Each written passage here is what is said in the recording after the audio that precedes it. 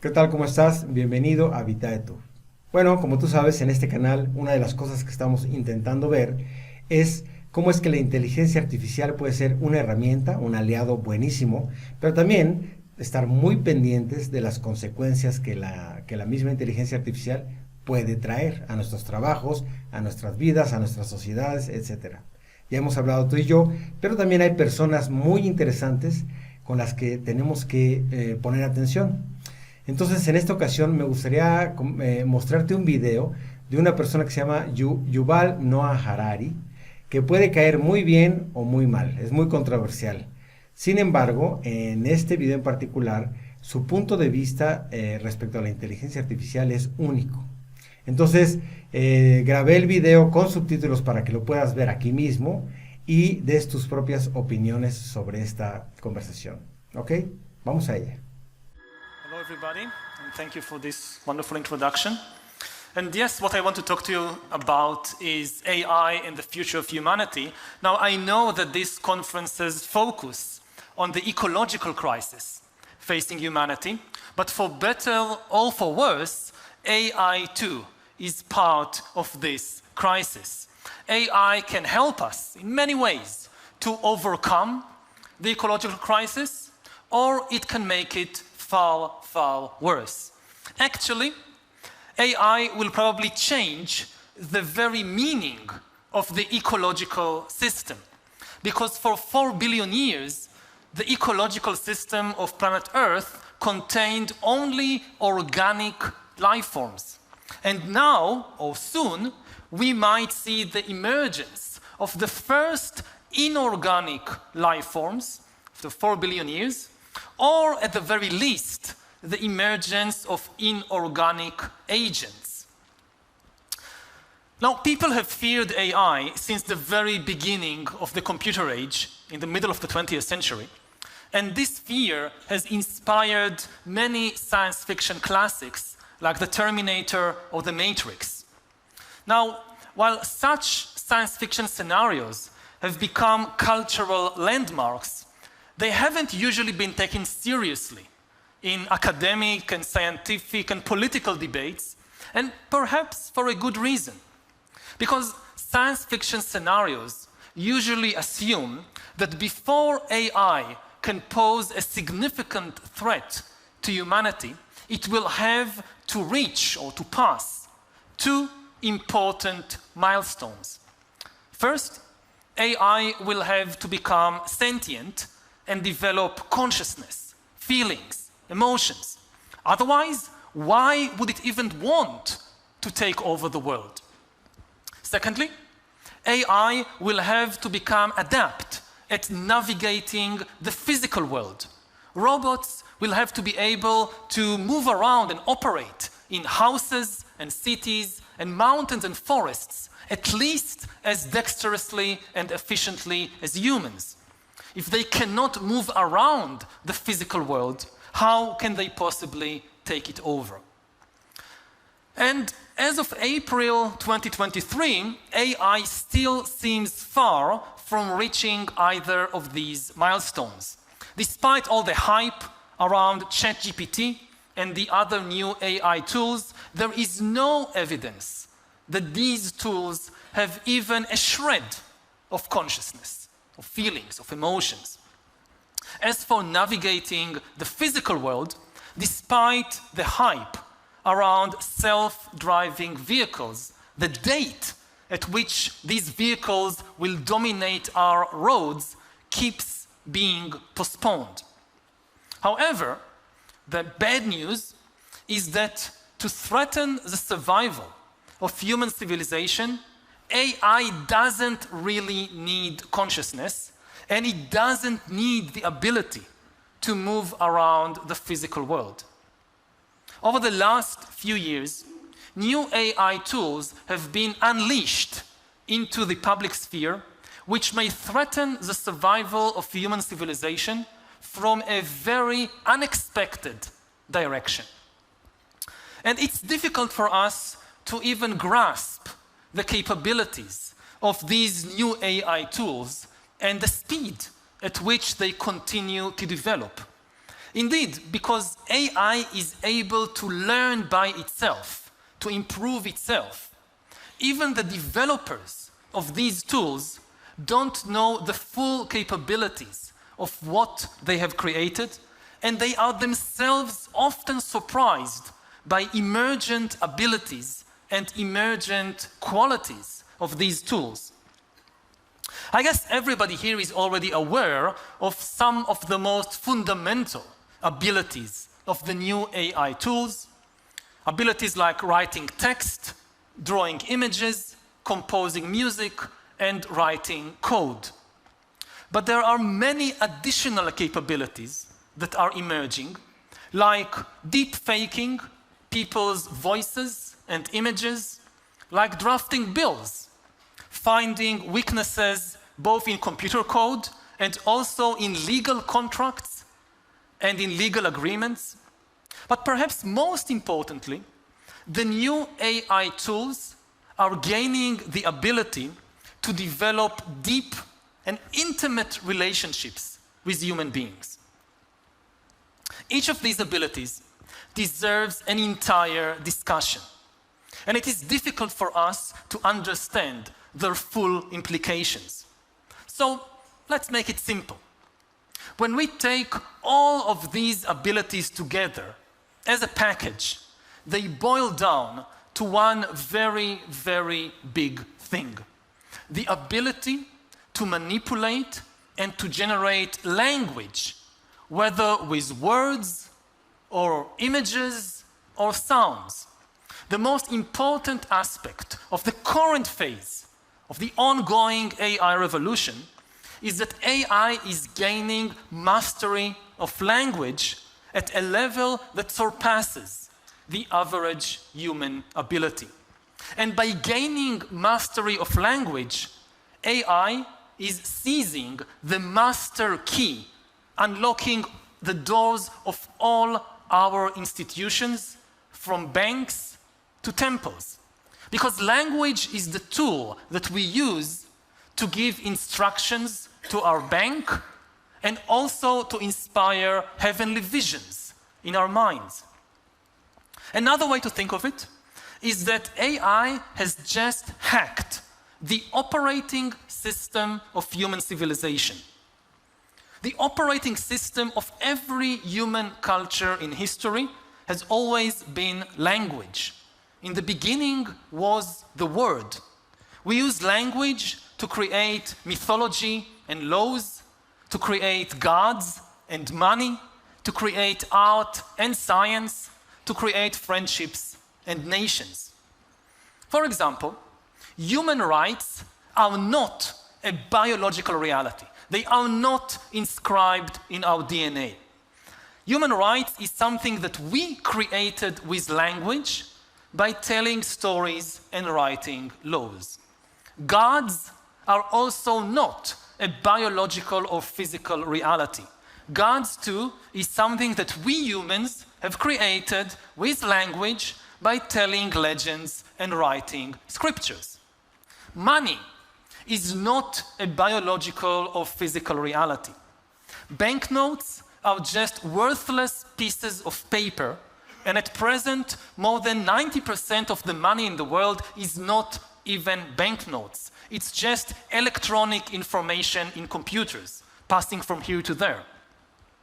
What gives money of any kind value is only the stories that people like bankers and finance ministers and cryptocurrency gurus tell us about money. Sam Bankman-Fried, Elizabeth Holmes, and Bernie Madoff didn't create much of real value, but unfortunately, they were all extremely capable storytellers.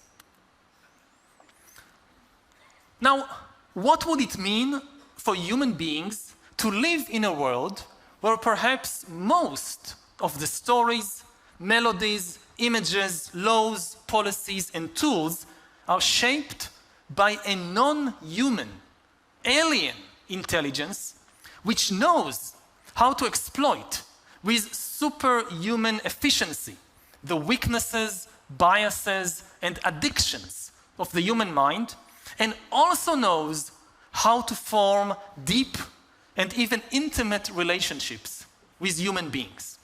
That's the big question. Already today, in games like chess, no human can hope to beat a computer. What if the same thing happens in art, in politics, economics, and even in religion? When people think about ChatGPT and the other new AI tools, they are often drawn to examples like kids using ChatGPT to write their school essays. What will happen to the school system when kids write essays with ChatGPT? Horrible. But this kind of question misses the big picture. Forget about the school essays. Instead, think, for example, about the next US presidential race in 2024 and try to imagine the impact of the new AI tools that can mass produce political manifestos, fake news stories, and even holy scriptures for new cults. In recent years, the politically influential QAnon cult has formed around anonymous online texts known as Q-drops. Now, followers of this cult, which are millions now in the US and the rest of the world, collected, revered, and interpreted these Q-drops as some kind of new scriptures, as a sacred text. Now, to the best of our knowledge, all previous Q-drops were composed by human beings, and bots only helped to disseminate these texts online. But in future, we might see the first cults and religions in history whose revered texts were written by a non-human intelligence. And of course, religions throughout history claimed that their holy books were written by a non-human intelligence. This was never true before. This could become true very, very quickly, with far-reaching consequences. Now, on a more prosaic level, we might soon find ourselves conducting lengthy online discussions about abortion, or about climate change, or about the Russian invasion of Ukraine, with entities that we think are fellow human beings, but are actually AI bots. Now, the catch is that it's utterly useless, it's pointless for us to waste our time trying to convince an AI bot to change its political views, but the longer we spend talking with the bot, the better it gets to know us and understand how to hone its messages in order to shift our political views or our economic views or anything else. Through its mastery of language, AI, as I said, could also form intimate relationships with people and use the power of intimacy to influence our opinions and worldview. Now, there is no indication that AI has, as I said, any consciousness, any feelings of its own, but in order to create fake intimacy with human beings, AI doesn't need feelings of its own. It only needs to be able to inspire feelings in us, to get us to be attached to it. Now, in June 2022, there was a famous incident when the Google engineer Blake Lemoine publicly claimed that the AI chatbot Lambda, on which he was working, has become sentient. This very controversial claim cost him his job. He was fired. Now, the most interesting thing about this episode wasn't Lemoine's claim, which was most probably false. The really interesting thing was his willingness to risk and ultimately lose his very lucrative job for the sake of the AI chatbot that he thought he was protecting. If AI can influence people to risk and lose their jobs, what else can it induce us to do? In every political battle for hearts and minds, intimacy is the most effective weapon of all. And AI has just gained the ability to mass produce intimacy with millions, hundreds of millions of people.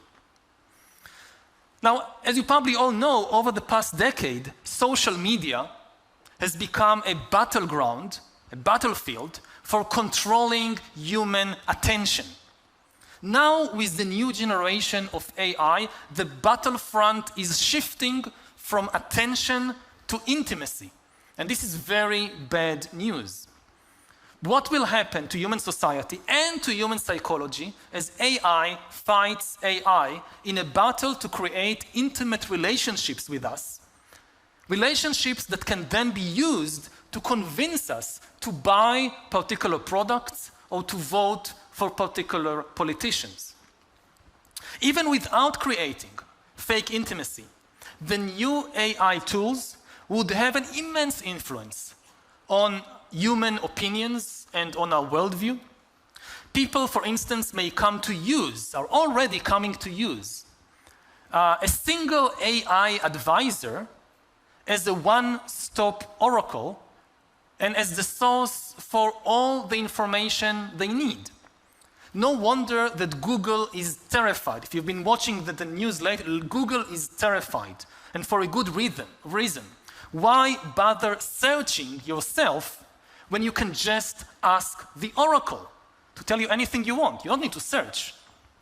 The news industry and the advertisement industry should also be terrified.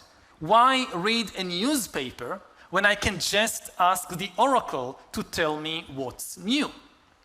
And what's the point? What's the purpose of advertisements when I can just ask the oracle to tell me what to buy? So there is a chance that within a very short time, the entire advertisement industry will collapse, while AI, or the people and companies that control the new AI oracles, will become extremely, extremely powerful. What we are potentially talking about is nothing less than the end of human history. Now, not the end of history, just the end of the human-dominated part of what we call history. History is the interaction between biology and culture. It's the interaction between our biological needs and desires for things like food and sex, and our cultural creations like religions and laws. History is the process through which religions and laws interact with food and sex. Now, what will happen to the course of this interaction of history when AI takes over culture? Within a few years, AI could eat the whole of human culture, everything was produced for thousands and thousands of years, to eat all of it, digest it, and start gushing out a flood of new cultural creations, new cultural artifacts. And remember that we humans, we never really have direct access to reality. We are always cocooned by culture, and we always experience reality through a cultural prism.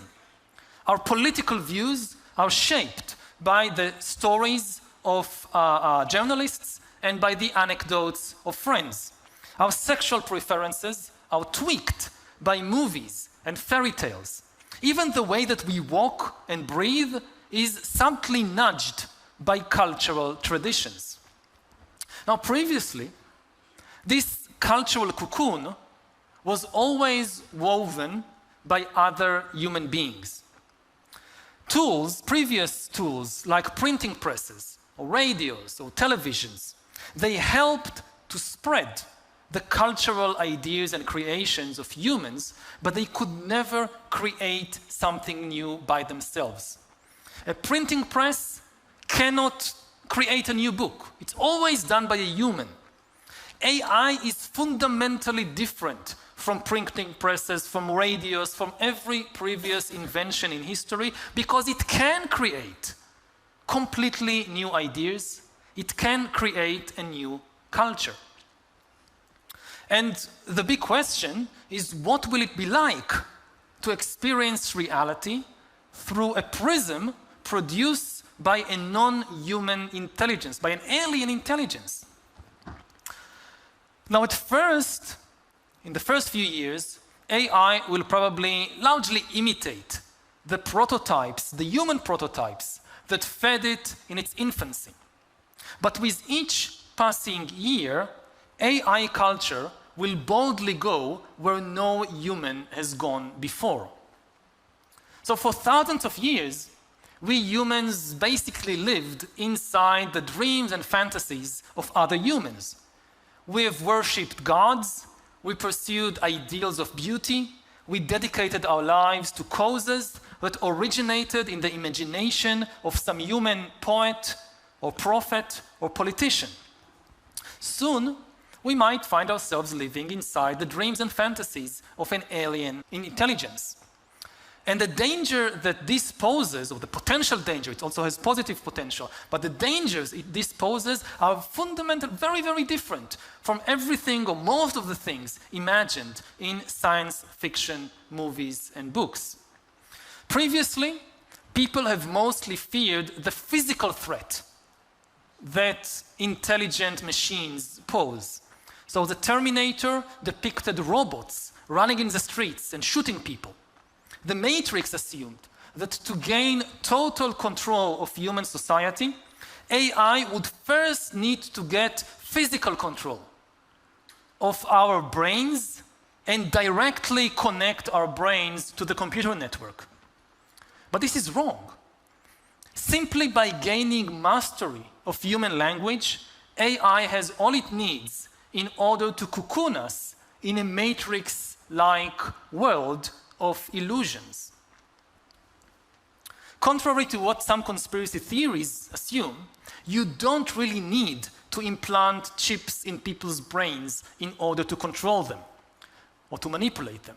For thousands of years, prophets and poets and politicians have used language and storytelling in order to manipulate and to control people and to reshape society. Now AI is likely to be able to do it. And once it can do that, it doesn't need to send killer robots to shoot us. It can get humans to pull the trigger if it really needs to. Now, fear of AI has haunted humankind for only the last few generations, let's say from the middle of the 20th century. If you go back to Frankenstein, maybe it's 200 years. But for thousands of years, humans have been haunted by a much, much deeper fear. Humans have always appreciated the power of stories and images and language to manipulate our minds and to create illusions. Consequently, since ancient times, humans feared being trapped in a world of illusions. In the 17th century, René Descartes feared that perhaps a malicious demon was trapping him inside this kind of world of illusions, creating everything that Descartes saw and heard. In ancient Greece, Plato told the famous allegory of the cave, in which a group of people is chained inside a cave all their lives, facing a blank wall, a screen. On that screen, they see projected various shadows, and the prisoners mistake these illusions, these shadows, for the reality. In ancient India, Buddhist and Hindu sages pointed out that all humans lived trapped inside what they called Maya. Maya is the world of illusions. Buddha said that what we normally take to be reality is often just fictions in our own minds. People may wage entire wars, killing others and being willing to be killed themselves because of their belief in these fictions. So the AI revolution is bringing us face to face with Descartes' demon, with Plato's cave, with the Maya. If we are not careful, a curtain of illusions could descend over the whole of humankind, and we will never be able to tear that curtain away or even realize that it is there, because we'll think this is reality. And social media, if this sounds far-fetched, so just look at social media over the last few years. Social media has given us a small taste of things to come. In social media, primitive AI tools, but very primitive, have been used not to create content, but to curate content which is produced by human beings. The humans produce stories and videos and whatever, and the AI chooses which stories, which videos would reach our ears and eyes, selecting those that will get the most attention, that will be the most viral. And while very primitive, these AI tools have nevertheless been sufficient to create this kind of curtain of illusions that increased societal polarization all over the world, undermined our mental health, and destabilized democratic societies. Millions of people have confused these illusions for the reality. The USA has the most powerful information technology in the whole of history, and yet American citizens can no longer agree who won the last elections, or whether climate change is real, or whether vaccines prevent illnesses or not. The new AI tools are far, far more powerful than these social media algorithms, and they could cause far more damage. Now, of course, AI has enormous positive potential too. I didn't talk about it because the people who develop AI naturally talk about it enough. You don't need me to add up to that chorus. The job of historians and philosophers like myself is often to point out the dangers. But certainly, AI can help us in countless ways, from finding new cures to cancer to discovering solutions to the ecological crisis that we are facing. In order to make sure that the new AI tools are used for good and not for ill, we first need to appreciate their true capabilities, and we need to regulate them very, very carefully. Since 1945, we knew that nuclear technology could physically destroy human civilization, as well as benefiting us by producing cheap and plentiful energy. We therefore reshaped the entire international order to protect ourselves and to make sure that nuclear technology is used primarily for good. We now have to grapple with a new weapon of mass destruction that can annihilate our mental and social world. And one big difference between nukes and AI, nukes cannot produce more powerful nukes. AI can produce more powerful AI. So we need to act quickly before AI gets out of our control. Drug companies cannot sell people new medicines without first subjecting these products to rigorous safety checks. Biotech labs cannot just release a new virus into the public sphere in order to impress their shareholders with their technological wizardry.